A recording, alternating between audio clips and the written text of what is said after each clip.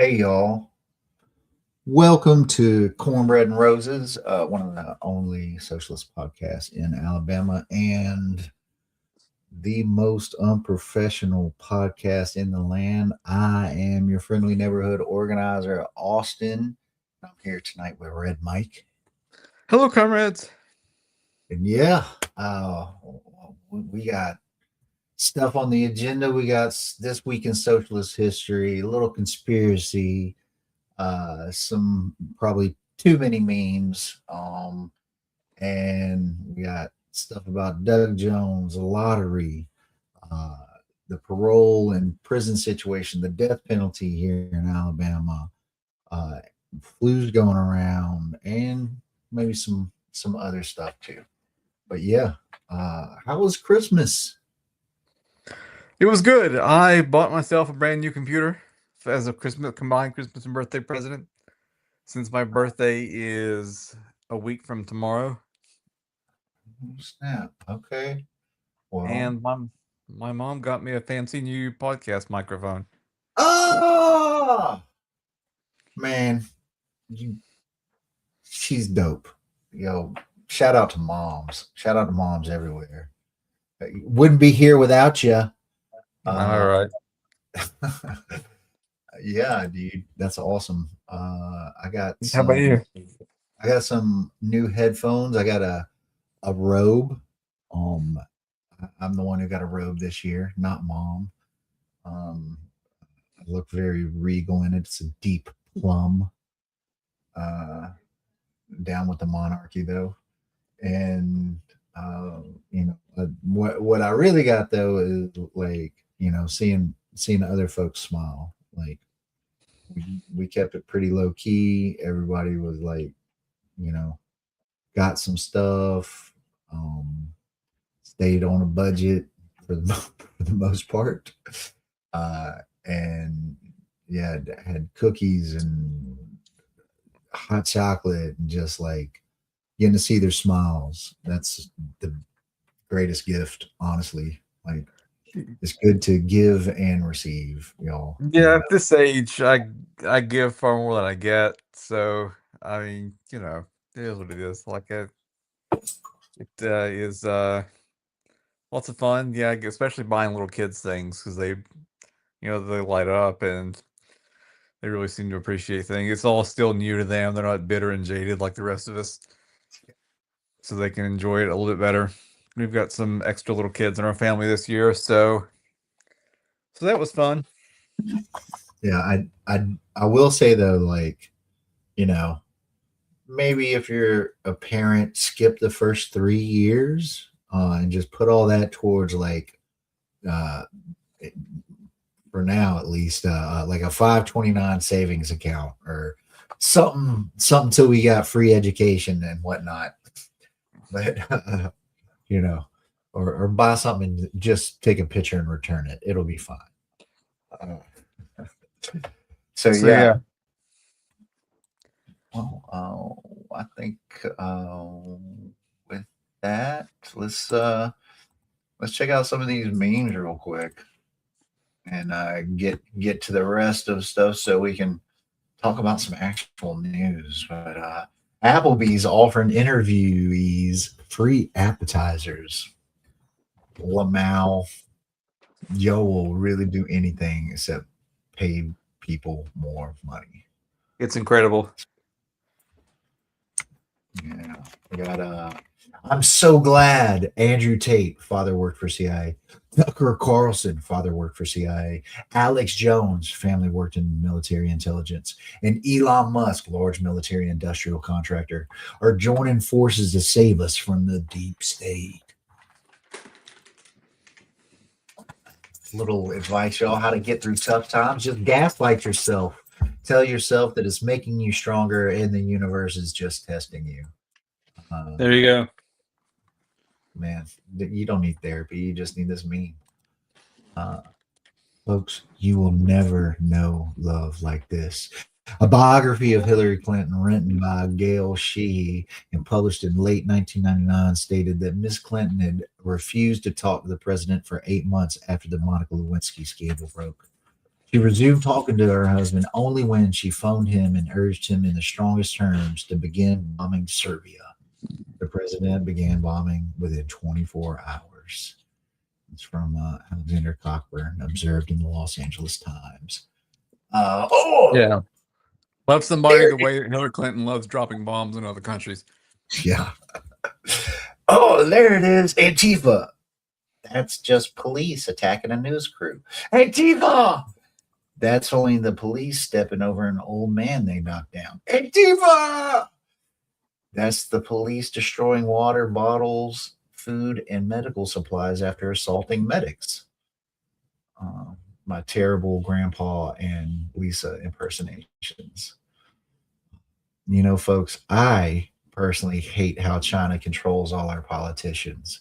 They make them go touch the Great Wall of China and swear allegiance to the CCP. Oh, I don't know about you, but I did notice, and it was the warmest Christmas on record. A plus 40-degree anomaly, and the average temp breaks record by 5 degrees. You know, and you don't even have to like go to Australia or Hawaii or whatever to have a nice warm Christmas. You just now you just stay at the house. Poverty exists not because we cannot feed the poor, but because we cannot satisfy the rich. Ain't that true? We outnumber Santa 9-1. Donner, Teamster. I'm an independent journalist and a free speech warrior, says Barry Weiss. Get rid of any story that makes me look bad, lol. That was good. Getting Your better. trap is getting better. What other countries think Americans top their Christmas tree with? I might do that next year. As a matter of fact, that's a Glock with a light and little extendo on it for a suppressor. Look at that. It's nice. Wow. Merry Christmas. Jesus is Palestinian. Yeah. We got Trump and Clinton shaking hands. You are coming down with me, hand in unlovable hand. And I hope you die. I hope we both die. I love that song so much. It's so good. I got to see the Mountain Goats perform live once. They didn't play No Children because it was, but they played songs from what was their latest album at the time. I think it was Heretic Pride. I enjoy the Mountain Goats. I'm gonna have to check them out. We should do just a show about music one day. Just like can't probably play any of it, but we could talk about. We got the Mountain Goats. Check them out. We've got South America. We're having a democratic election. Fine by me, says America. We voted in a socialist. CIA, quick! I need a fascist dictator ASAP. That is true. There was just a couple years ago, all socialists, if I recall correctly, in the presidencies of these various countries. Yeah, the pink wave, they called it. Yeah. It's changed a little bit since then, but it's okay. We got a little quote. Christ didn't choose the rich to preach the doctrine. He chose 12 poor and ignorant workers. That is, he chose the proletariat of the times or modest self-employed workers, some of whom were fishermen. That's from Fidel Castro in Fidel and Religion, 1986. He was a Catholic lad, I do believe. We've got Krampus Trump stealing actual children. You know? And last year we got everyday Americans giving their time and energy to CoffeeZilla to unredact the Epstein files. Dragon Ball Z. That's Dragon Ball Z, right? Yep, that is Dragon Ball Z. And yeah, that folks are little memes this week. That takes us to this week in socialist history. I am on my last little legs with this calendar. It has served us well. And yeah, we can start on the 22nd. Cuba completes literacy campaign in 1961. Meanwhile, 54% of Americans read under a sixth grade level. On the 23rd, indigenous Mapuche defeat Spanish in Chile's Battle of Caralaba in 1598. 24th, of course, was the Christmas Eve, and the Christmas truce began on the Western Front during World War One in 1914. It's one of my favorite Christmas stories, the story of the Christmas truce, where I think soldiers refused to kill each other for one day after years of brutal fighting. didn't they also play soccer that day? They did, and they even exchanged gifts. They gave each other mess, like they gave each other chocolate from each other's messes and other things like that. So it's quite a cute little story about the Christmas truce. And you know who was there and who hated it? Lance Corporal Adolf Hitler. uh, you know, of course. Of course, our little corporal, not ours, y'all's, whoever, not here. On the 25th, of course, was Christmas. And 2,000 people march up Fifth Avenue in manacles, demanding freedom for political prisoners in 1919. I think Mr. Debs was the one of those prisoners at the time. I believe so. Eugene Debs. Yeah, who was in jail for criticizing America's entry in World War One, a war that we had no business being in, and served no purpose except to lead into World War II.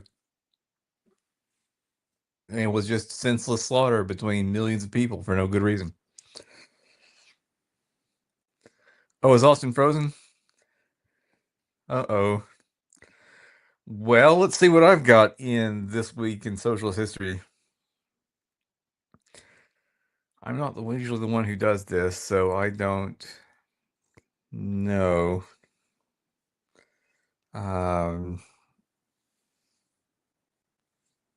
What to talk about.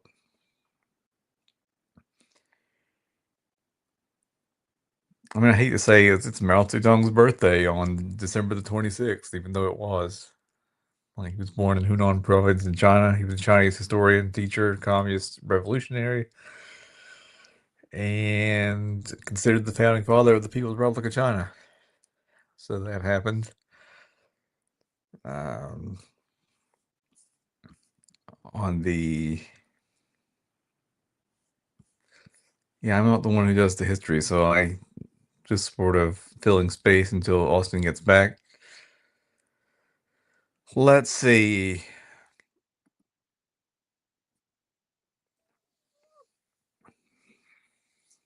So in December the 27th, 1996, a genocide trial began concerning the killing of an estimated 800,000, Tutsis in Rwanda. In 1994, a bloody civil war had broken out between the two main ethnic groups, the Hutu and the Tutsi. After the Hutu army seized power, it had waged a campaign of ethnic cleansing against the Tutsi population. I guess it's not really socialist history, but it is a thing that happened, and I think important to remember.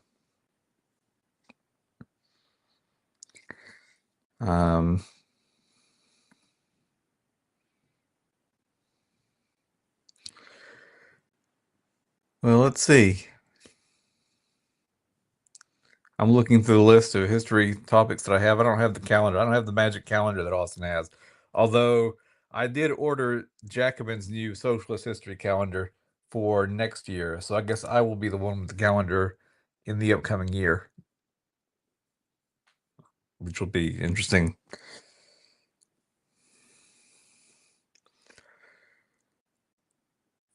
So on December 29th, 1989, playwright and human rights activist Václav Havel was, and maybe Václav, was sworn in as president of Czechoslovakia. He had formerly been denounced by Czech communists as an enemy of the state and had spent 5 years in jail for his beliefs. So that happened. So what's the last day of the week? I guess today's after the 28th. So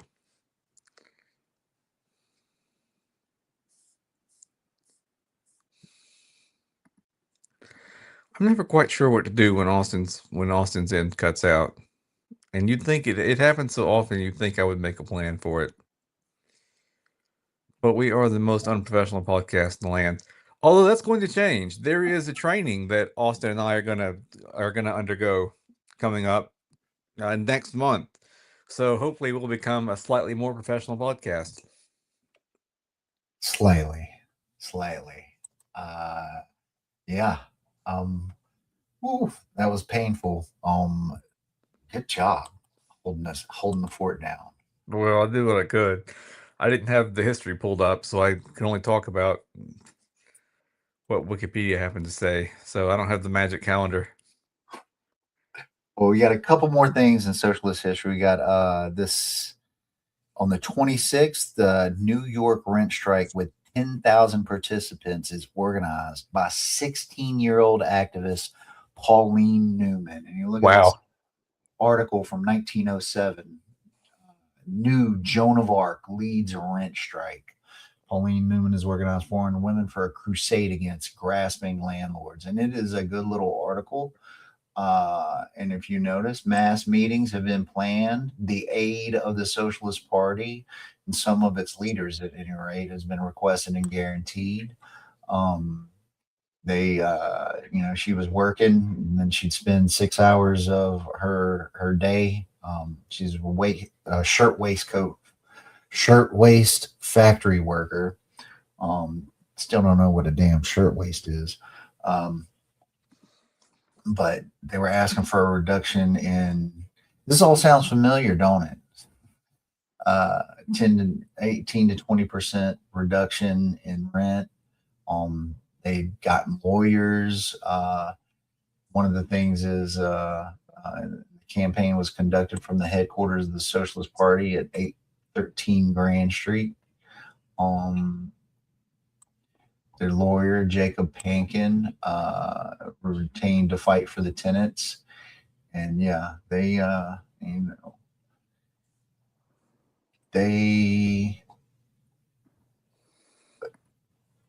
don't have the results of this. But the fact that a 16-year-old did this, pretty impressive. It's amazing. What am I doing with my organizing? Yeah. I will say that there is some high schoolers that are standing up, some DSA chapters, not only in Alabama, but across the country. So kids are all right. And on the 27th, 60,000 slaves rise up in the Jamaican Christmas Rebellion in 1831. How did I forget about the Christmas Rebellion? Also known as the Baptist War. Is led by Deacon Samuel Sharp with some other folks. And it was a peaceful general strike was called,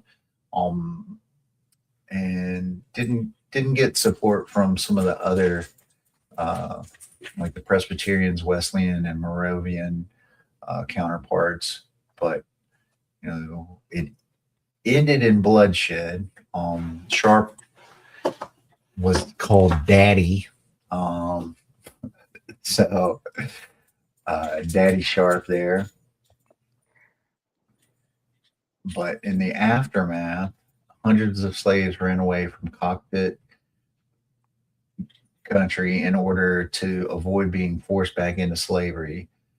The Maroons were dispatched to track them down, but only a handful of slaves were captured and sent back to their plantations. Many runaways were still at large when the British government formally abolished slavery in 1833. Historians argue that the brutality of the Jamaican plantocracy during the revolt accelerated the passage of full emancipation. When Bushell and Nib gave their accounts before the House of Commons, the representatives were outraged that white Englishmen had been abused for merely associating with rebellious slaves, and Parliament passed the Act, Slavery Abolition Act in 1833. Um, yeah, and yeah, this was like there was already like an abolition movement started, and then this happened, and it helped drive things forward. Which, relatedly, on the 28th, um, the Young Lords take over the First Spanish United Methodist Church in East Harlem in 1969, uh, also known as the Church Offensive. They occupied the Young Lords. This is a group around that partnered with the Young Patriots and the Black Panther Party. They occupied uh, the church, as I said, and began a free breakfast program and various community service programs, including health clinics, liberation schools, and dinners for Puerto Rican women. They got an order to evacuate, and they were eventually 105 were peacefully arrested. But the outcome, the aftermath, uh, is that soon after, Governor Nelson Rockefeller requested 2.5 million for his own breakfast program. That's what we keep talking about. Uh, that the reason why kids have food, you know, a lot of kids get food in school and stuff is because of the work these folks did back in the day. So you might not get exactly the outcome you're searching for when you take actions, but results The can. government was so terrified of the Black Panthers that they stole the Black Panthers' signature or one of the Black Panthers' signature activities in order to rob the Black Panthers of support they were getting for doing it. The children's breakfast program. Exactly. They co-opted it, right? But you know, So that was combined with a brutal crackdown on the Black Panther Party, including the outright police murder of its leaders, including people like Fred Hampton. this is why like everybody is a leader. We must be a headless beast. Uh, so yeah, that's this week in socialist history, and on to the conspiracy. You ready for this one? I'm ready. Let's do it. All right. So there's a false claim that Ghislaine Maxwell's father owns a textbook firm. He died in 1991. But here's the fact check. Yeah. So he did buy or partner or you gain some portion of McGraw Hill's textbooks. Are you familiar with them? I am, yes. So like how they said it's false because he'd been dead for more than 20 years, which fair enough. But he entered into a joint venture with them in 89 and he died in 91. And then the company became the sole owner in 93. But, and they're like, and McGraw Hill, they have a, where is it here?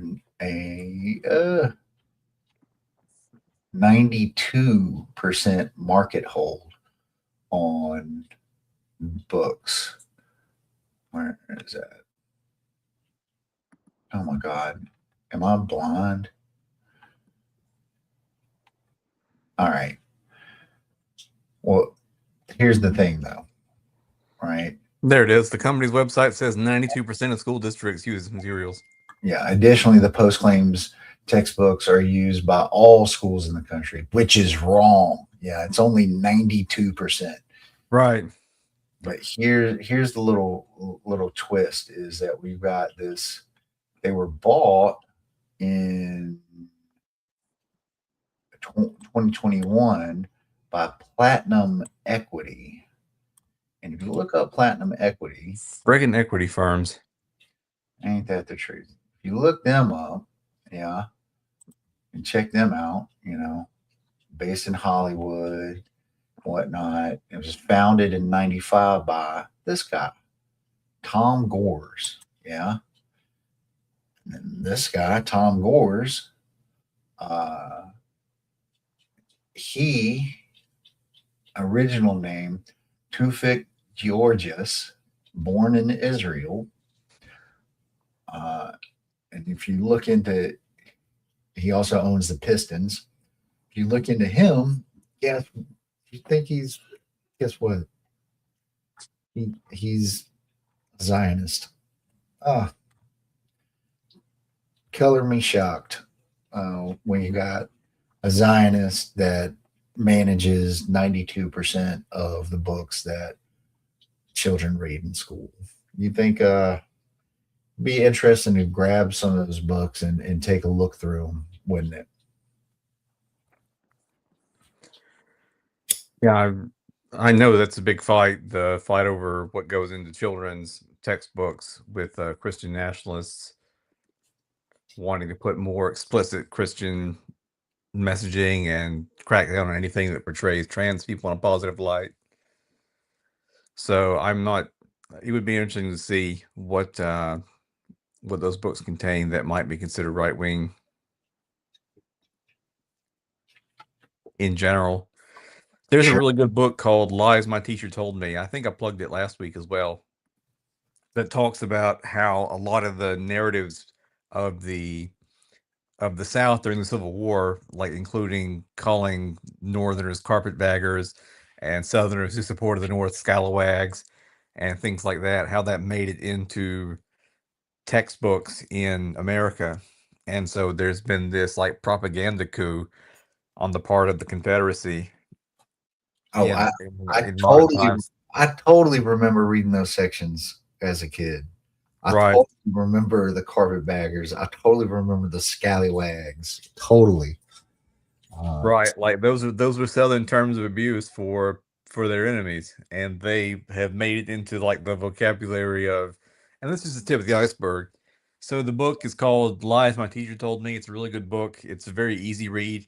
It's not as dense as A People's History of the United States, and so it's a little bit easier, a little bit more accessible to read. And so I highly recommend it. That's right. So with that, we're on to the news. Look at us, a slim 20 something minutes into this. Maybe we'll get it. I don't know where to cut, folks. We cutting the this week in socialist history soon, unless I get better at my research. So yeah, where do we want to start? So I'm going to start with the poverty statistics here in Alabama. It says new data: poverty eases in Alabama, but basic needs still out of reach. I think this is a good overall portrait of where things are with poverty in Alabama. So the data shows that more than 780,000 Alabamians, including roughly 236,000 children, live below the federal poverty line, with the statewide poverty rate hovering around 16%. And this is according to a report from a group called Alabama Possible. So they examined the conditions of all 67 counties, highlighting how poverty, food insecurity, and limited access to education shape daily life for thousands in the state. That's a direct quote from the article. And the name of the report is called Barriers to Prosperity, the 2025 Barriers to Prosperity Report. So those are the raw numbers to start with. 780,000 Alabamians, including roughly 236,000 children, live below the federal poverty line. So, and the poverty rate is around 16%, as I said. So that gives you a picture of kind of where things are in Alabama. There was an increase in the median household income in 2025, but that increase was pretty modest, a little over 2,500 in the state. But there's still a gap of about 15,000 people. And I do $15,000, believe I mean. I do believe that the tariffs have caused around the same amount of costs uh, by themselves. Would not surprise me. So yeah. Well, yeah, I mean, $2,500 extra as a median household income increase, that does not cover the increase in rent costs. That doesn't cover the cost of living increases. Like, so there's still a gap of about $15,000 between the average median income and what it needs to be in order for people to make ends meet. Yeah, and we've seen some stuff. I've seen some stuff where really the for a family of four, that it's got its number over here of 31,000 as below the poverty line, but realistically, it's more like 85,000 is at least for Alabama. And countrywide, I've seen where if you're not making 140,000 as a family, you're effectively below the poverty line. Wow. Compared to like other countries and whatnot. So, and I'm, and I get what this is saying, but I, I, I think effectively it's worse. Like Absolutely. the lived experience is worse. Um, that saw statistic that 75% of the country is paycheck to paycheck. To me, if you're one paycheck away from losing all kinds of basic things, then how is that not poverty?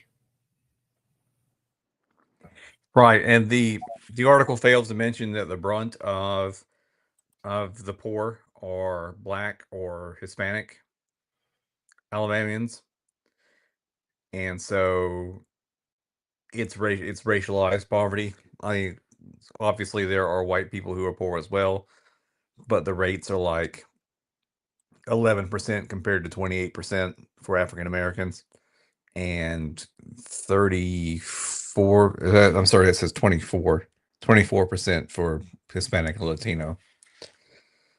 So that makes Alabama the nation's 7th poorest state, according to the report,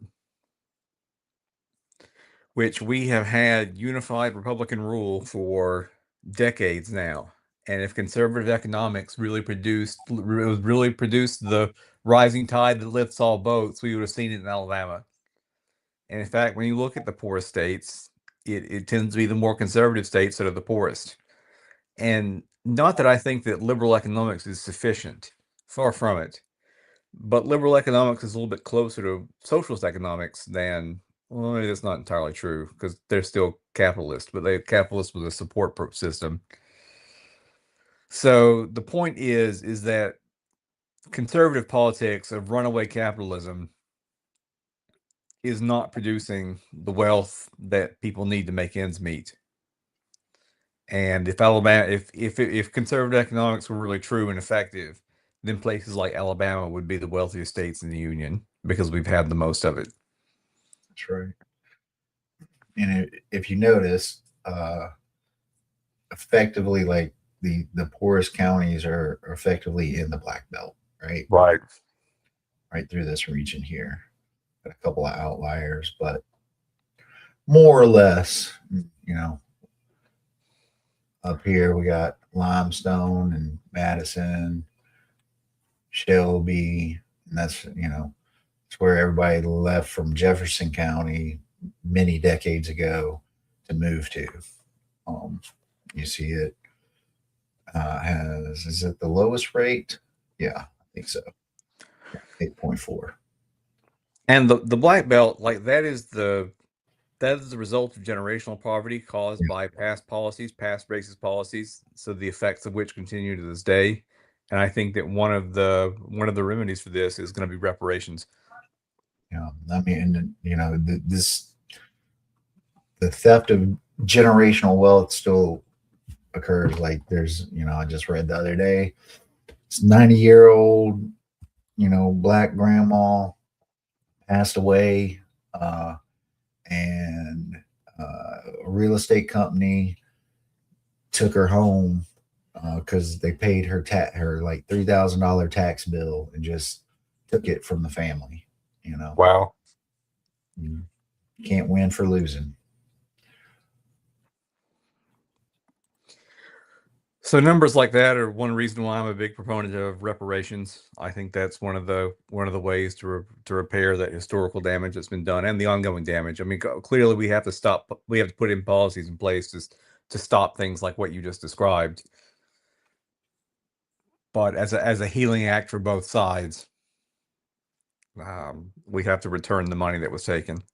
Yeah, it's yeah, tens of trillions of dollars have been taken from the working class in general and Right. outsized and non-majority population. And you know you gotta, you go to confession, right? You gotta say your Hail Marys and all that stuff, and do something about it. So the sins that we have as a country, um, more than lip service, must be paid. Yeah, and I think it's true that something can not be your fault, but still be your responsibility. If Right? you come across somebody who is harmed and lying in the ditch, it's not your fault that they're there, but it is your responsibility to do something about it. And I think that's people who are white get upset when you start talking about reparations, start saying, "Well, why should I pay? You know, I didn't do anything." But I think that misses the point that you have a group of people who are trapped in poverty at higher rates, who are incarcerated at higher rates, as a result of past policies. And so, even if we're not guilty of whatever, even though it probably matters that it was our ancestors who did this, and that we reaped economic benefits that continue to this day as a result. Like it's true that we have, so it's a little bit more complicated than coming upon somebody who was injured. It's more like coming upon somebody that your family member injured. Like you have a special responsibility to do something in that case to try to make things right. Yeah, and and if you look at like hey, okay, you're gonna have to pay extra taxes or whatever, that might not necessarily be the case, right? Like there's plenty of wealth at these families that, you know slavery, they made their generational wealth in slavery, and you can trace that to even now, and taxes upon them, you know not and if you're a working class person and you're making $14,000 a year, you're not going to see, you know less money. So that's also, I think, something that people don't like really think about is like, yo, we tax the rich. We Right. we start up there, and there's probably plenty from that perspective just to take care of these responsibilities. Yeah, these racist policies were put into place for the benefit of business owners and capitalists. And if you're not a business owner or a capitalist, then you're not going to be the one who's going to be paying the lion's share of the taxes. I'm not going to say that you're not going to pay anything, because I think part of living in society is paying taxes, Yeah. Yeah. but the bulk of it is going to be like these historical institutions that have raked in billions of dollars and continue to exist. Trillions. They're Trillions. trillions and continue to exist. Like all them insurance companies back in the day that still exist that, you know, made money off insuring slave boats and stuff like that, slave ships. Yeah. And it's not just for slavery. No. Ta-Nehisi Coates wrote an article for the New York Times in 2014 called The Case of Reparations. And he makes a powerful argument for reparations and does not reference slavery except in passing.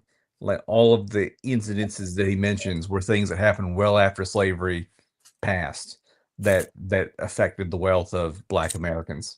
Well, and let's not forget indigenous folks in Yeah, there. them absolutely. Or, you can even say like Chinese folks too. They Sure. there's like if you are working class, you on some level have been taken advantage of. And some folks more than others, some generations more than others, et cetera, et cetera. But like it's time to fix this. Absolutely. And speaking again of African Americans, 77% of Black Americans, according to a 2022 poll by the Pew Research Group, are in support of reparations. So compared to only, unfortunately, 18% of white Americans, but 77% of the vast majority of Black people think reparations is just. So I'm inclined to agree. Like it's something their community is asking for. I think it's something we have to pay. And it can look like a whole lot of different ways to be implemented. That's Absolutely.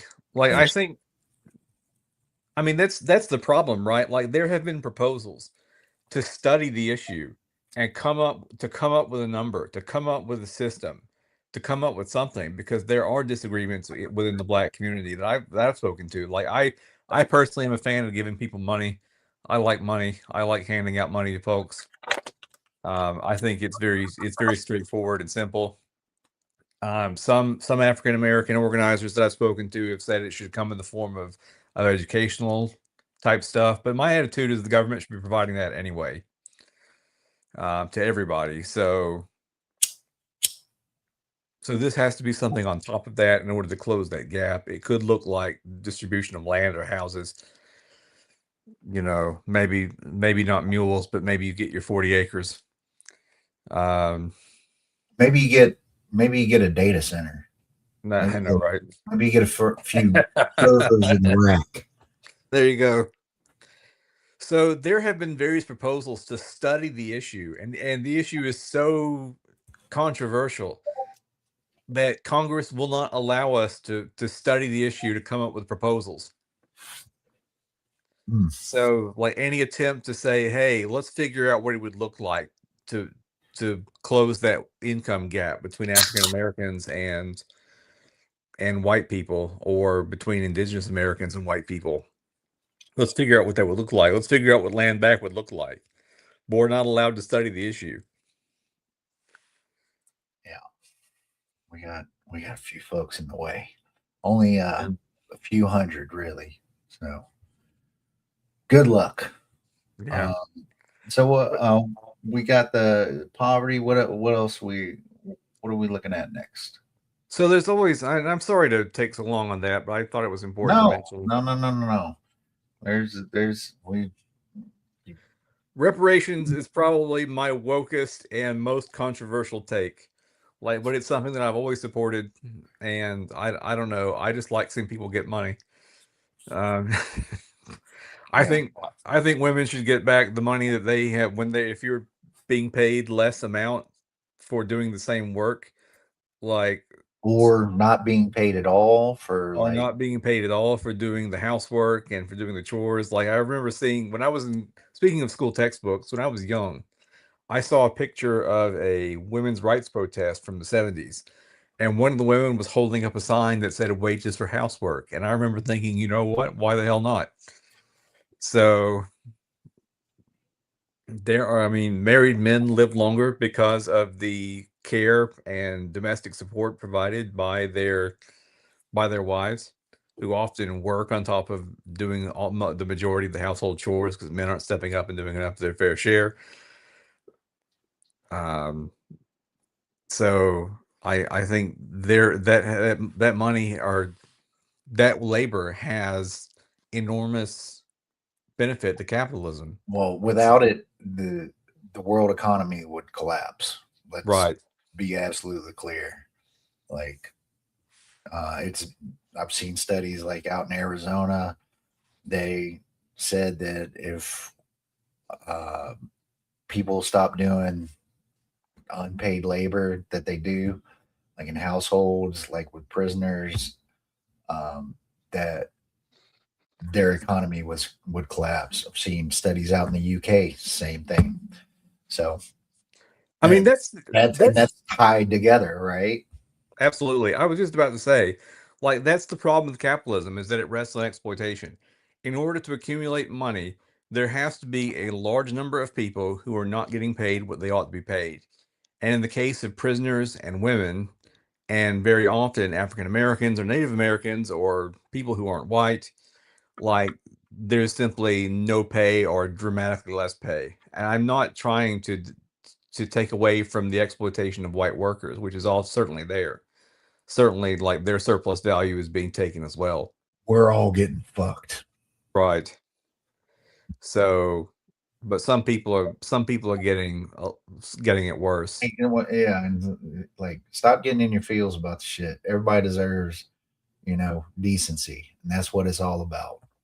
Right. I know it's a hard pill to swallow, but it's going to take solidarity between everybody in order to fix historical wrongs and to end the exploitation of everybody by the capitalist class.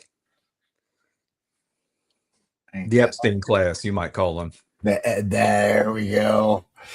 There we go. Yeah, I was watching a little podcast today, Colonial Outcasts, and I haven't got to go through their document, but they have a pretty like robust document.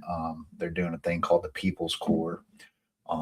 They had Minister of Defense from the Bunchy Carter from the Black Panther Party on there. They're teamed up with them and had not the White Panthers anymore. It's the Panther Party.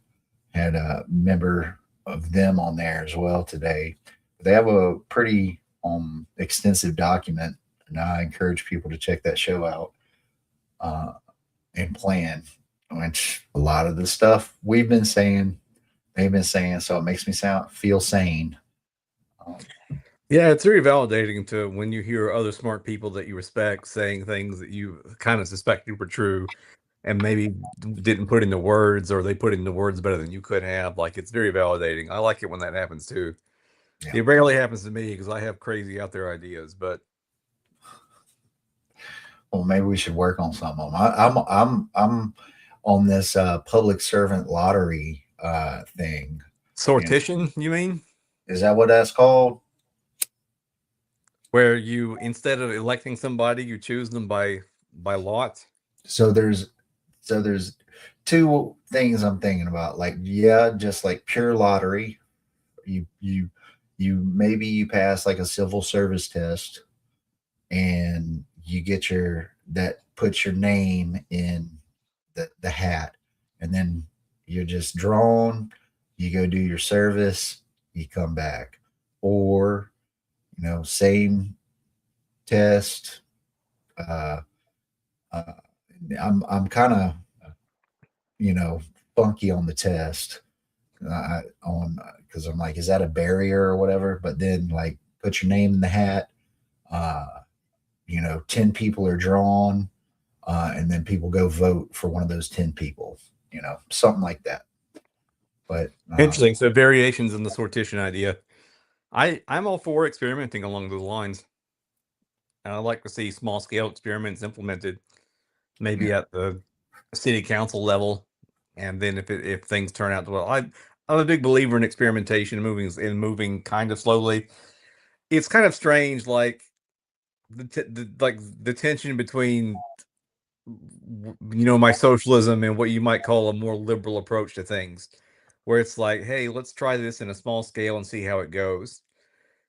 Because there are big dramatic changes I want to see made, but at the same time, right? Like I'm a big believer in trying to be as scientific as you can about it Yeah. and doing small scale experiments. But there have been some experiments with sortition that have been interesting that I've read about, and that is just like the pure sortition model of choosing public officials out of a hat the same way you choose jurors now. Yeah.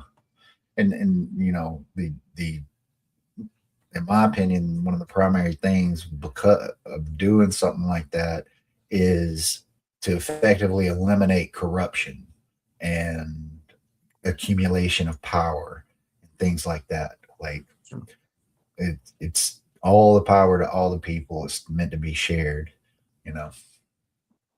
So yeah, I'm all but for it. I would love to see those experiments performed, and I would love to see something like that adopted. So which I which is like highly possible. Like you know, you it would be highly possible for a state or the federal level to implement that in a county or a region or something along those lines and see what happens. Um, so yeah, Well, we already do it when we choose juries. Juries are chosen by sortition. When you register to vote, you put your name in the hat to be a juror, and they draw names out of a hat. Now, there's some other rigmarole you might have to go through, and of course, there's jury questions and things like that they can use to strike you. Like I, to my chagrin, could never be on a death penalty case because one of the questions they ask you is if you believe in the death penalty, and I'll have to answer no, and they'll strike me from the jury, which means I'll never get to vote against the death penalty as a juror, which I find to be a little bit unfair. But that is the way things are. It is a sortition method with some additional things built into it. So we're already doing it. It would just be a matter of using that method to choose, say, county commissioners or city councilors or things along those lines. yeah. And speaking of the death penalty, we've got Mr. England here. So we touched on this a little bit last week, but he's put up two bills. Now we mentioned the second one, but I want to talk about the first one, which I think is a little bit more likely to happen. So basically, once upon a time in Alabama, in the long ago before time of 2017, which I never thought I would hear myself say, but here we are. Before 2017, a judge could override a jury's recommendation of life in imprisonment for capital murder cases and impose the death penalty. Now, he could never do the reverse. He could never say, well, the jury has imposed the death penalty, so I'm going to take that away and give him life imprisonment instead. So the system was skewed towards the death penalty because a judge could always impose the death penalty or But the no, jury could impose the death penalty, but they couldn't, but neither side could really take it away. So that law fortunately was changed so that the judge could no longer override the jury's recommendation and impose death. However, there are people on death row now who were sentenced under the old guidelines, under the old law, who are facing a death penalty when if their trial happened now, they would not be able to or they would not be eligible for the death penalty. So Chris England is writing a bill to handle those 30 people. So there's about 155 people on death row, and there are about 30 of them who are eligible effectively or should yes. be eligible. So Chris England has filed a bill that, if it gets turned into a law, would basically resentence those 30 people to life imprisonment instead of the death penalty. Along with that, he's also proposing to abolish the death penalty altogether. So that would have to go to a statewide vote. So on your that would have to it would have to be a constitutional amendment, which means when you went to the ballot, you would see on as one of the constitutional amendments you can vote for an amendment to abolish the death penalty. And I have to tell you, being able to vote against the death penalty would feel so good. I would probably need a cigarette afterwards.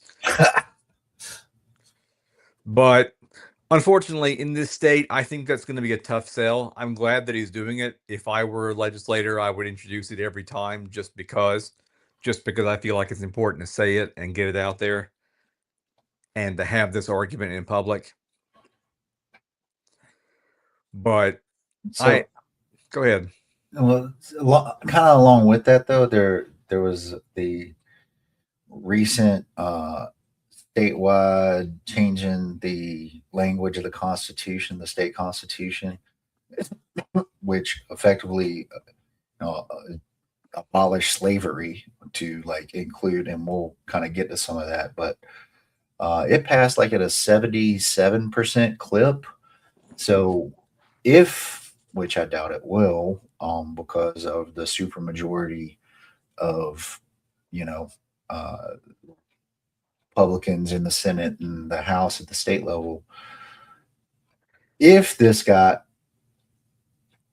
to a statewide ballot, I actually kind of believe there's a high chance of it to actually be passed.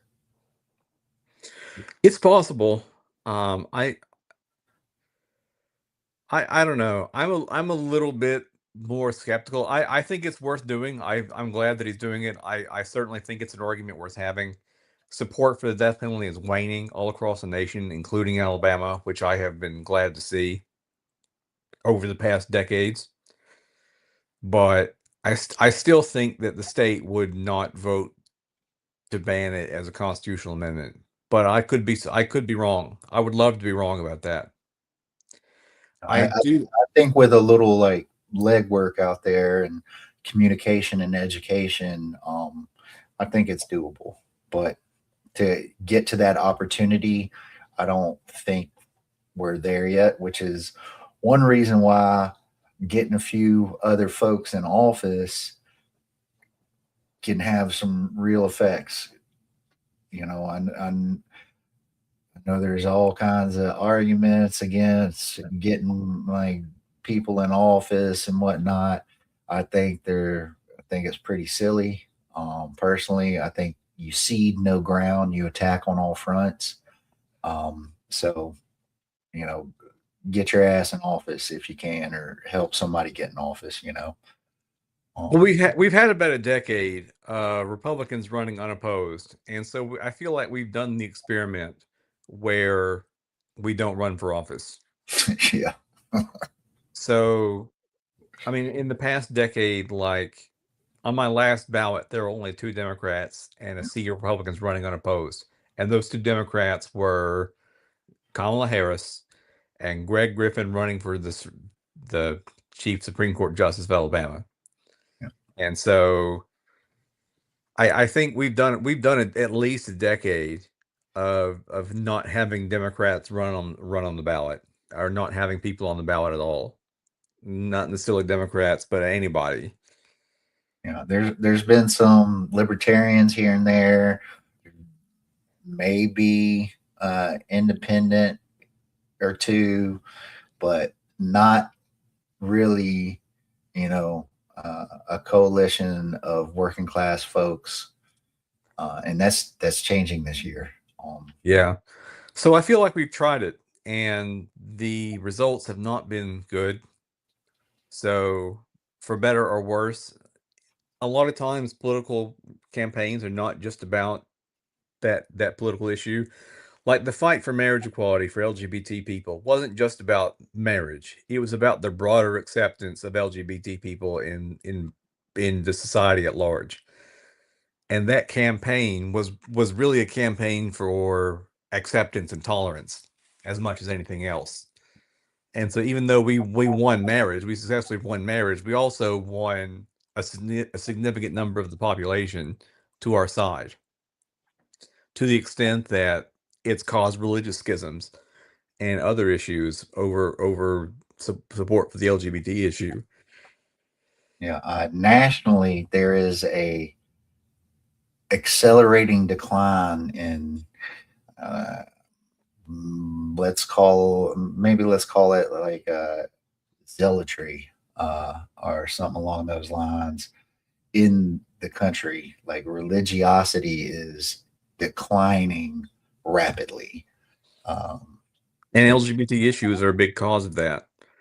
So by having that debate publicly, like, and winning that fight on the political level, that helped us win on the cultural level as well, and sort of vice versa. So we still have a lot of work to do when it comes to our trans comrades, unfortunately, who are being vilified. But when it comes to, I think, gay rights generally, we have largely won that battle. And certainly the support for marriage is like in the 70s. you know, you know, I mean, even the fascists seem to be pretty queer between Nick Fuentes and Sam Altman and Peter Thiel. You know, a surprising number of them seem to be gay or queer or something along those lines, which always strikes me as funny. That's nothing new. What was the name of that? What was the name of the gay man who was in Ernst charge? Röhm, Yeah, Ernst Böhm, that's right, who was in charge of the Sturmabteilung, um, who was very serious about the socialism part of National Socialism. And Hitler was like, "Psych, we're gonna suck up to the rich and use their money to do what we want to do." And here's a long knife for you, buddy. yeah, here's the night of the long knives. So I don't, I don't know. It's strange. Like, well, I don't know. It's is definitely a contradiction. Yeah, Uh, yeah, and of course, you know, like, but relatedly to this, you got Mr. England doing that, and we also have this Republican fella Dick Brubaker. Um, no, is that's not who's doing it.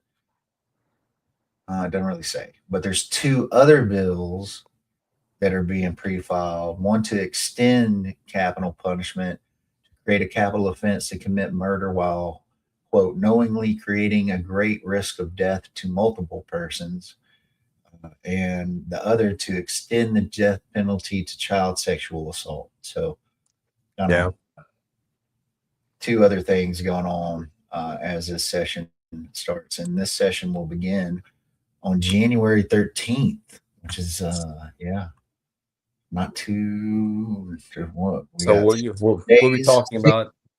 Oh man, we'll be back into that dreadful um, rhythm of checking out the committees and everything on the weekly and keeping y'all up to date.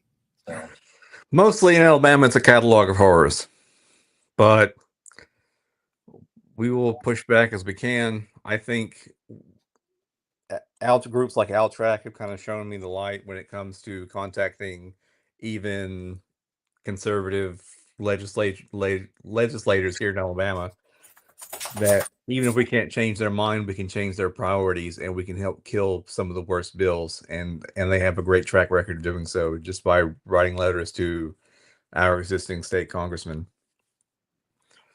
So that is something I will continue to do and continue to urge others to do. It can have a bigger impact than you know. It doesn't sound like much, but it can add up. and we got a few other things going along in the justice system. The Alabama parole grant rate remains low in November. Parole rates for the fiscal year 2026 sit at 17% compared to 29% in November of 2024. So it's actually lowered. Yeah. So the Alabama Parole Board the Alabama Bureau of Pardons and Paroles continues to not grant parole even when their guidelines say that they should. I think it's supposed to be 80% somewhere in there. Right. So 96% of the individuals under supervision are classified as nonviolent offenders. So we're not talking about letting people go who are a threat to the society. Yeah. Property crime, right? And drug crimes and things like that. Which you pay a thriving wage, people probably ain't going to steal nothing. You have health care, people, you know, you have the thriving wage, then you don't have people turn into despair and turn into substances beyond recreation to kind of make themselves forget about the pain that they're experiencing.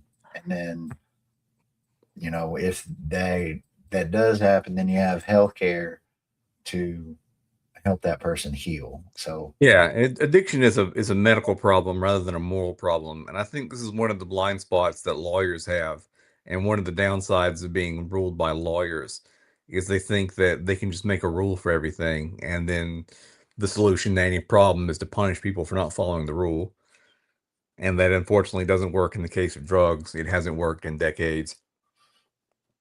And in places that have experimented with drug decriminalization coupled with treatment for people who are struggling with addiction have had way better results. I'm thinking primarily of a 10-year program done by Portugal in the early '80s, yeah, which had phenomenal outcomes when it comes to reducing drug addiction rates, reducing the power and money that organized crime has, and all kinds of other positive effects. they like their prison labor. Right. Speaking of, let's see if I can find. Oh, I think I've closed the article by mistake. I think, we got, whoops, wrong one. Here we go. Speaking of prison labor, we had a couple people, three people, as a matter of fact, sue. So, Alabama's Constitution forbids involuntary servitude. And three plaintiffs who are incarcerated. The article doesn't identify who they were or who they are. So, three plaintiffs currently incarcerated by ADOC said in the lawsuit they were assigned additional work duties without pay and lost phone and canteen access, visitation hours, and good time credits while receiving unfavorable disciplinary reports for refusing to work. And that was a direct quote from the article. So the Montgomery Circuit Court decision found that the court lacked subject matter jurisdiction to decide the issue, and they found that the people currently incarcerated lacked standing to file the complaint because they hadn't accrued any correctional incentive time that they could lose. And the Alabama Court of Civil Appeals on Friday upheld that decision, saying that the court doesn't have the ability to rule on it and that the people suing didn't have standing, which I think is an absurd on its face. There's so many of it. It contradicts itself like immediately with the removing visitation, removing good time. They just said they're not doing that. They didn't have any, but they just in their complaint, good time credits were removed. So Right. The ruling states, and this is a quote from the ruling, none of the other punishments the prisoners alleged constitute involuntary servitude because they do not involve the threat of the use of physical coercion, the threat of physical coercion, or the use of or the threat of coercion through law or the legal process. That is absurd. Absurd. like we just saw, yeah, it's fucking lawyers, man. Yep. And judges. So this obviously they're going to continue appealing. Alabama voters in 2022 approved a wide-ranging recompilation of the 1901 Constitution that struck out a passage allowing slavery or involuntary servitude otherwise than for the punishment of crime. So in Alabama, the that loophole in the 13th Amendment has been closed. And, So, but it still hasn't been but it's still happening. actioned upon. Right now, it's just lip service. But what they're doing and things like this is like just one of the avenues of approach that folks have to take in order to get this stuff changed, actually changed beyond just, oh yeah, what do you mean involuntary servitude and slavery? What are you talking about? Like, we did that. Yeah, but it's Oh, still happening. And they're saying the judges and lawyers are saying that the punishments that they're visiting upon the prisoners for not working without pay don't constitute physical coercion, which I think is just patently untrue. So it's going to take a variety of tactics in order to get something done about that. I think lawsuits are one tactic. Prisoners are organizing with the Free Alabama movement, and they've got some events coming up. And I think that's the other side of it is going to be getting prisoners organized and having them take strike action and getting support from people outside. yeah, up here, the kickoff is January 4th at 10 at ADOC headquarters, 301 South Ripley Street in Montgomery.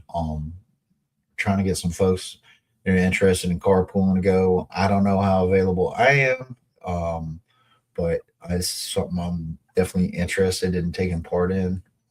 But this is just the kickoff to some further events to lead, and there's a series of events and to lead to uh, a strike on February 8th.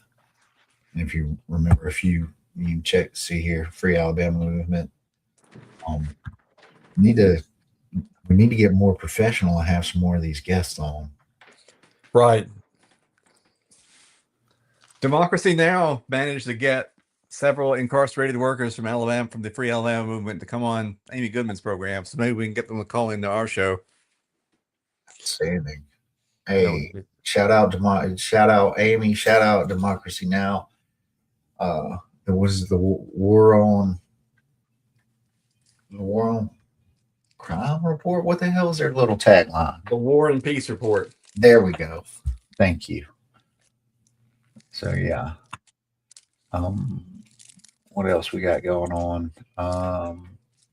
Talked about the rates. I guess we uh, talk a little bit about the upcoming election stuff. We've got Dougie Fresh here. Um, well, talking about Powerballs. So it seems that Doug Jones and Philip Ensler, who's running as a Democrat for lieutenant governor, have decided once again to make the state lottery their central campaign issue, which I have mixed feelings about, as I've said before. And Yeah, I'm all for it, but this should not be like the key plank. Uh, in my opinion, there's higher priorities. Um, for instance, taxing the rich and a minimum wage. But this is something like in between in between bread and circuses, right?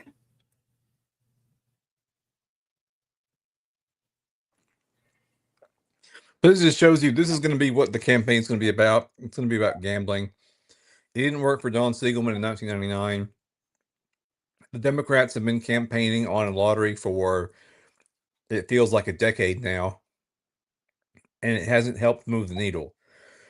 So I'm not saying anything about the validity of the lottery as a platform. I think I'm willing to give it a try and see what it does, even though I suspect it's just a tax on the poor. But yeah, as Austin was saying, it can't be. It's not going to draw enough people to be your main platform. It's just not. It's not a winning issue.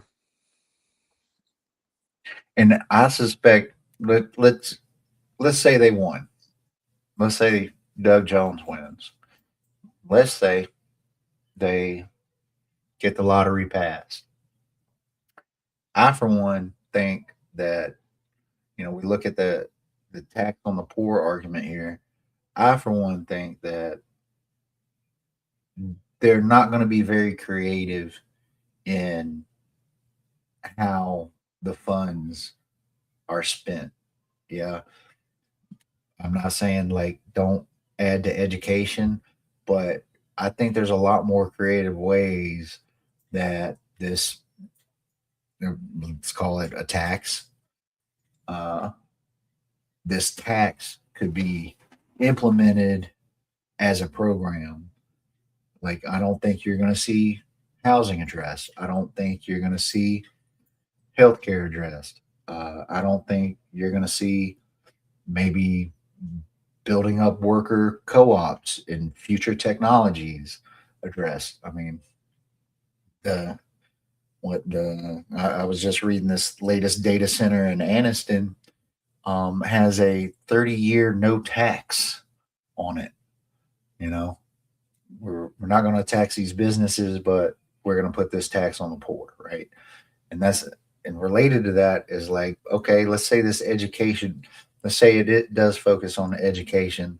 Well, how are these folks going to get properly educated when, you know, their bellies still ain't full and they're worried about where they live? Like, it's a half measure.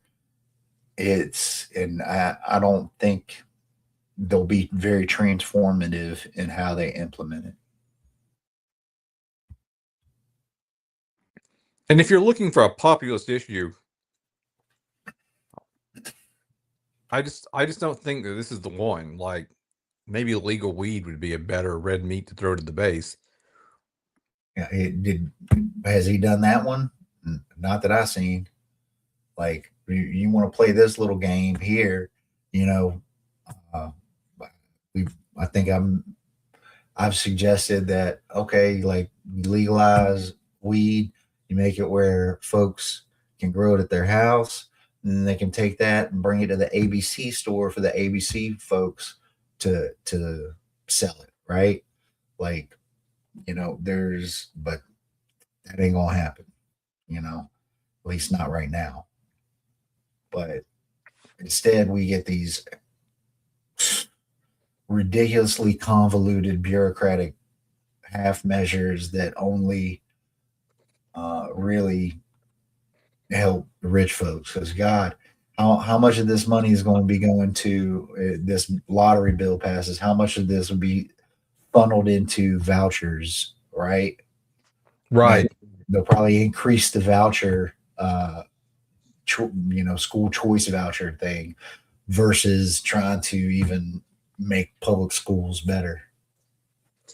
So, I mean, even if I supported the lottery, even saying the lottery, assuming for the sake of argument the lottery is a good idea, I just I just don't see this issue of gaining them anything. And I think that they think this is their big centrist issue, but they keep trying it and they keep losing on it, but they keep trying it. And I don't fundamentally understand that. Like, was it Einstein who said that trying the same thing over and over again and expecting a different result is the definition of insanity? Something like that. I call it practice, but yeah. So, I mean, I'm not saying that the lottery can't be part of your campaign, but it can't be the main thing that you're offering. You have to do better than that. And I think this state has proven that over and over again over the past 20 years of consistent Democratic losses. Yeah. Then the other main part of his campaign, from what I recall, is uh, healthcare expansion You know, we're one of 10 states that don't have that, and we're one of 5 states that don't have a lottery. So these, you know, these are things that should have already been done, really. You know, it's not very visionary, it's not very transformative, it is very middle, like, barely middle of the road. You know, like I got plenty of better ideas for you there, Dougie. Plenty. Um, Yeah, and Philip Insler, who is running for lieutenant governor, has made gambling legislation the main thrust of his campaign as well. So it's just offering nothing but the same old, same old. so they're in lockstep. It looks like they've been talking. Yeah. Jones has not endorsed Insler, but has encouraged Insler to run. There's been reporting done on that. You know, in an interview, Insler, a Democrat from Montgomery, said that the former U.S. senator strongly encouraged him to enter the race. Jones confirmed that on Friday morning, saying the first-term state representative proved himself to be an effective campaigner and legislator. I'm sorry I had to be super unprofessional, and my blood sugar started messing up, so I had to eat something. So I'm sorry if you heard me chewing. I tried to mute myself, but well, I'm over here slurping. I'm slurping on drinks and rolling cigarettes, so I'm half as good as that. Ordinarily I wouldn't eat on stream, but I started feeling lightheaded. So yeah, we got this Insler feller running as well. Yep. And like, yeah, I just feel like wouldn't it be nice to try something different and to maybe get a different result? If you know you're under the 8 ball anyway, you may as well promise the moon. Like, I think a minimum wage would be a good place to start. Yeah, at the bare minimum. Maryland Lands ran on a campaign that was unapologetically in favor of reproductive rights. And I will say Jones is pretty good on that issue. But he has to, I think you have to make that a key part of what you're offering. Yeah. The world's on fire, and Yeah. You want the Powerball is not going to fix it. Yeah, you want to give us what other states already got, which should, yes, that should happen. But you need to step way beyond that, buddy. Stay way beyond that. And that's why we need working class candidates and working class folks in positions of power, because not sure what Mr. Jones's past is, but I guarantee you he hadn't missed a meal in quite a long time. I bet he goes on vacation every year. He still doesn't have a website up. That seems like such just malpractice. I would have had the website up before I made the announcement. Well, it's a good way to not be able to get in contact with him. But he did so he does have a TikTok though, don't he? Oh, does he? Yo, dog, it's time. I'm gonna sign up for a damn TikTok account. Okay, if you do it, I'll do it too. By next week, we'll have TikTok accounts. I'm gonna be talking mad shit. Yeah. Yeah. It's where these folks show up.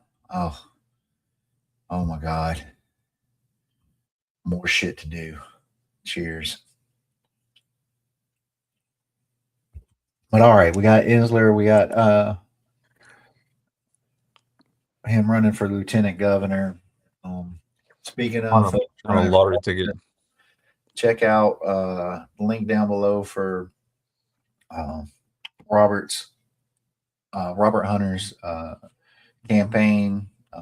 He actually just did an event, a Christmas event, a few days ago. I wasn't able to go.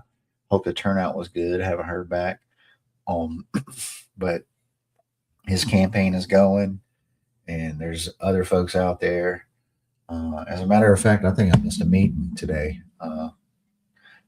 It's been a little intermittent with the holidays and stuff, but uh, there's folks stepping up, and if you're interested in taking over the Democratic Party, you can run for the SDEC, and you can also be a candidate and run for office. All these deadlines are coming up in January, so keep that in mind. But it goes more into Mr. Insler here, who I didn't even hear of till the other day, to be honest. But he has a website, it appears.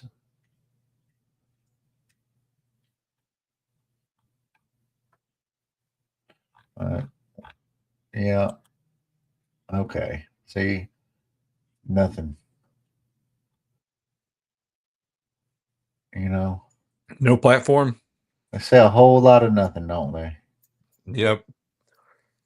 I'm going to work across the This is aisle. like reading a recipe website. You go to a recipe when they got all this. Hey, my grandmother taught me that.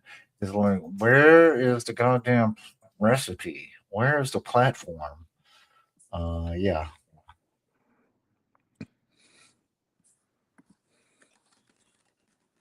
Yeah. Yeah. All right, dog. Yeah. Not a word. Wow. But he's out here talking about the lottery and making gambling the main thrust of his campaign, which I just don't think is going to bear any different fruit than it's borne.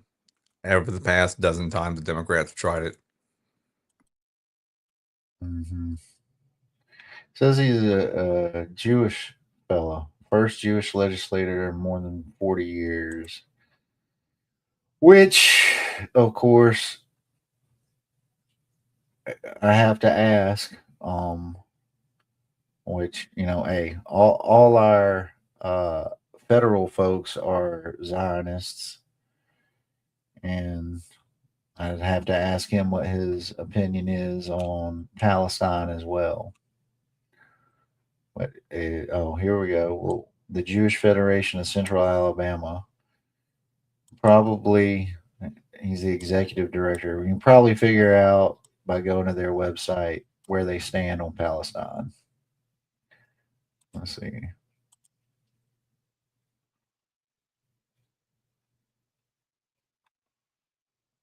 Hmm. Yeah. Yeah.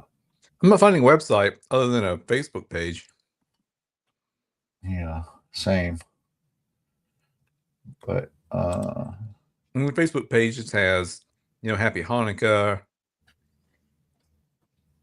Happy Sukkot.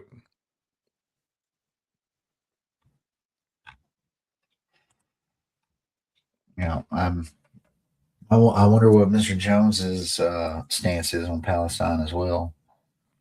I don't know. Well, I'm guessing it's going to be like all the senators and representatives at the federal level. They're probably on lockstep on that. Probably so. Which big surprise. But there's no, I mean, it's not that we're saying, oh, he's bad because he's Jewish. No, not at all. Issue at all. We have tons of Jewish comrades who are critical of the Israeli state. Yeah, it's just questions that need to be asked. But I don't expect. As lieutenant governor, he's not really going to be able to do much about a Palestine issue anyway. Yeah.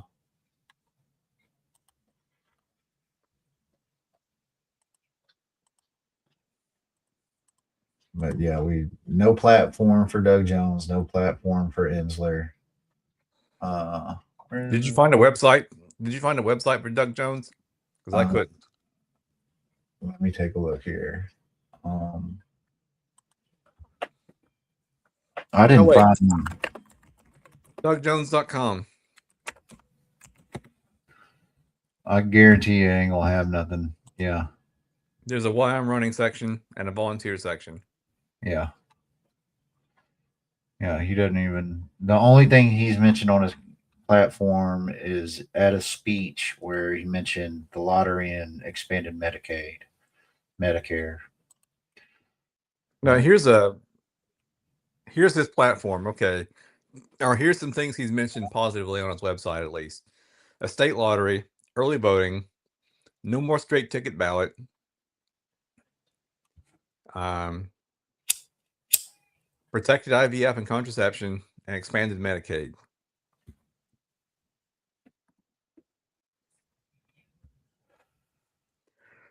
I don't know. That seems pretty thin. yep. I'm sure Tuberville's is worse, but Oh yeah, Tuberville probably has a platform. not that he came up with it, but you know, he'll do it. Hmm. See if I can find his website.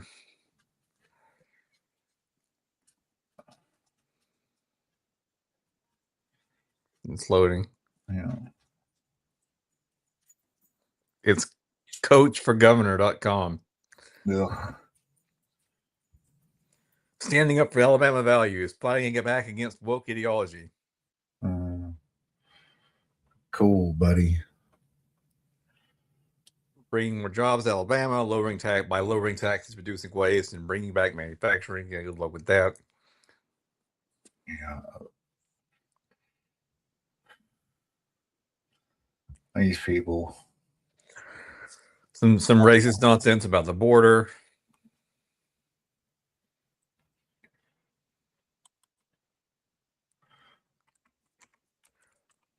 He has an issues page where he just kind of lists what his issues are.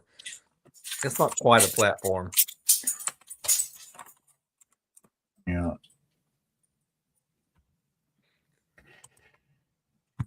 So yeah.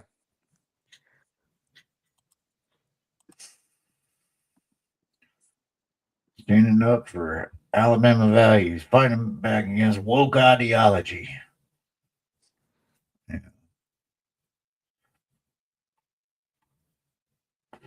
Improving education. Sure. As a former educator for 40 years, the fuck? I guarantee you, he probably only, I don't know, like, all right, physical education, sure.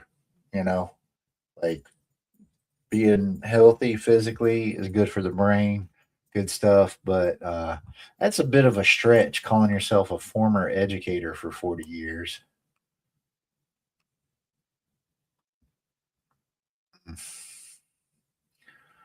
Protecting Alabama's farmers and producers.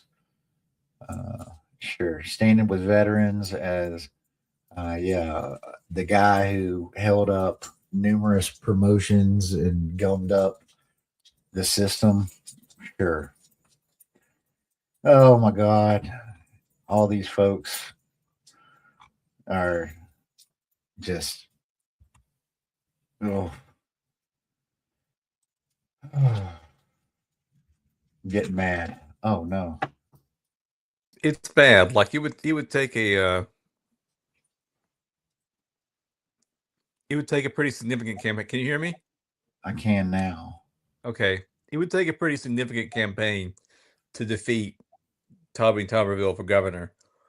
And it doesn't seem like Doug Jones is running that kind of campaign. Well, he ain't running that kind of campaign either. We got just, I mean, we got a long way to go, folks. We got a lot of organizing to do. We got to stay gritty. Uh, keep a long-minded view on this stuff, and you know, challenge these folks at every step we can. What is this picture from? Oh, that looks like a group of Alabama of Buddhists on a peace march recently passed through Alabama, and so that looks like he's speaking in front of the Buddhists who were doing their march. It just seems weird. So they are marching to Washington D.C. in order to promote peace and loving kindness and compassion. Yeah, let me be clear. Not that part. Like him, like the podium and all this. Like, you know what I mean? Like, I don't know. Like, you had all these. Did you give them any food?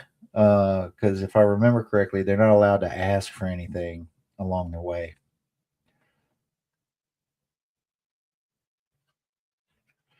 But yeah. Oh my God. I'm getting a headache from thinking about Doug Jones and Tommy Tuberville. Speaking of headaches, some folks who have the flu.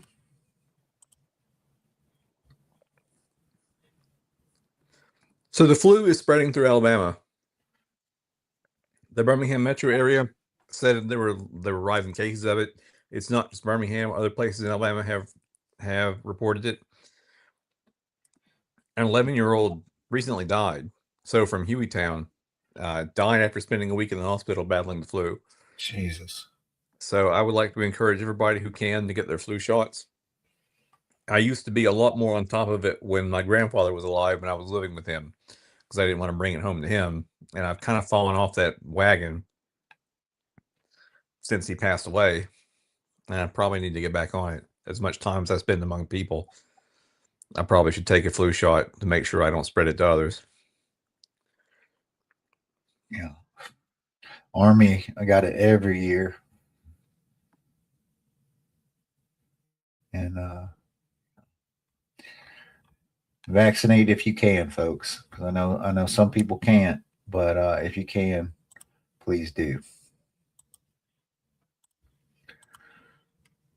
What else do we got on the? Well, we got one more little thing. Yeah.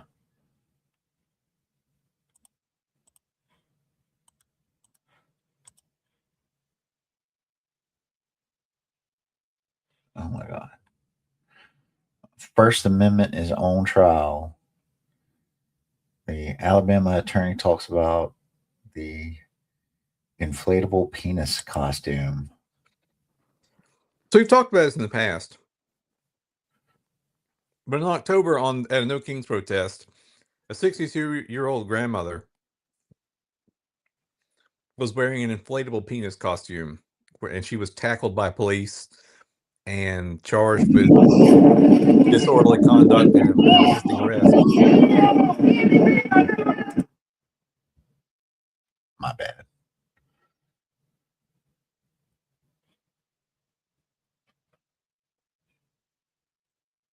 She was.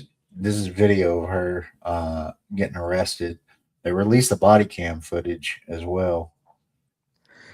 So the footage captures Fairhope Police Colonel Andrew Babb telling Gamble that her costume would not be tolerated in a town that has values. But that's not his decision to make. He doesn't get to decide, oh, the town has values, so I'm arresting you. Like, it has to be based on law, not based on his personal sense of values. Vibes. Colonel. Jesus. So, yeah. So, to me, it's a clear cut. I mean, is it a tacky costume? Is it something I would have chosen to do? No. But I think she has the right to wear it and not get arrested for it. It'd be one thing if they tell her to take it off or something like that, but to go straight to arrest. Yeah. She asked, "Am I being detained?" And he didn't answer. She asked that two or three times. And then, you know, while he's when he gets back in his car too, he's not following the law. Actually, if you watch, he's literally steering with like one finger or two fingers on the steering wheel. So where is he gonna get arrested for that? Because as far as I know, that's illegal, ain't it? But yeah, so this is a municipal court. It goes up in March, I believe. That sounds right.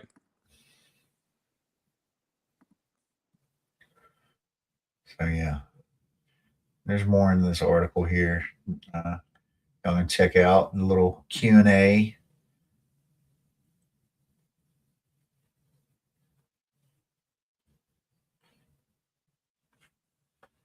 So yeah, and a little final question here is: are you and or Miss Gamble considering further legal action such as a federal lawsuit? What is the status of that? We have to dispose of the criminal charges first, so that is a bit premature. I will say it is not out of the question. As Renee says, it is the First Amendment on trial here, and we should all defend the First Amendment vigorously with whatever tools we have. Amen.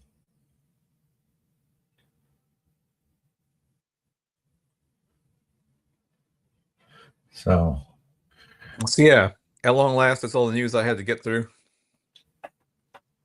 praise be, news director.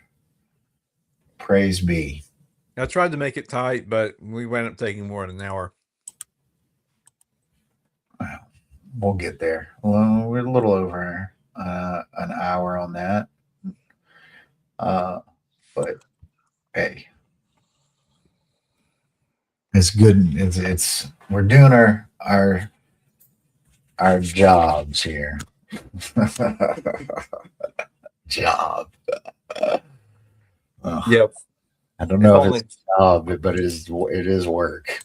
It is a lot of work, but I have a lot of fun on the podcast. I'm not sure. I think that I'm getting better. Certainly, I've noticed that I say and and a lot less. Yeah, I did that a couple weeks ago. I think I was a little in my feels that day. So, but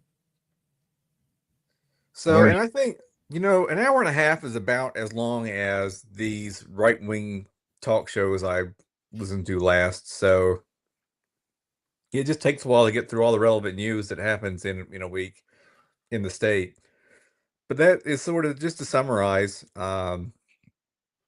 And I just said again. I need to get one of those little shock bracelets so I can just zap myself every time I say, or maybe a rubber band that I can snap myself with every time I say or any other verbal filler. yeah, we So will. yeah, there's been some movement on some anti-death penalty bills. There is a lawsuit going on about unpaid labor in prisons. Doug Jones and Philip Ensler are running uninspiring campaigns focused mostly on gambling instead of things that might actually inspire and motivate the working class to turn out for him.